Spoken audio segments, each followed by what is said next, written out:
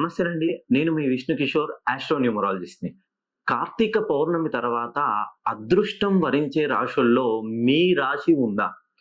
So, ఈ కార్తీక పౌర్ణమి అనగానే అందరికీ గుర్తుకొచ్చేది నవంబర్ 5వ తారీఖు. 5 అనగానే యాస్ పర్ న్యూమరాలజీ 5కి నంబరు బుధుడికి సంబంధించింది. బుధుడు కన్యా రాశికి రాష్ట్రాధిపతి. సో, ఎవరి రాశి అయితే కన్యా రాశి వాళ్ళున్నారో, వాళ్ళు ఈ కార్తీక పౌర్ణమి తర్వాత వాళ్ళ దశ, దిశ తిరగబోతుందండి. ఇప్పటి వరకి కన్యా రాశి వాళ్ళకి మీ జీవితంలో మీరు కష్టపడ్డ దానికి ప్రతిఫలం అందబోతుందనే చెప్పమాట.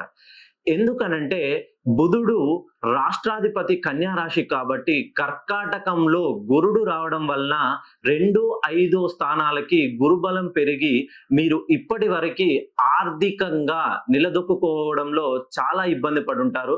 ఎప్పుడైతే కర్కాటకంలోకి గురుడు రాగానే మీ రాశి యొక్క గురుబలం పెరిగి మీకు వ్యాపార పరంగా గాని, ఉద్యోగ పరంగా గాని, ఆరోగ్య పరంగా గాని మీకు దీర్ఘకాలికంగా ఉన్నటువంటి రుణ బాధల నుండి విముక్తి పొందబోతున్నారు.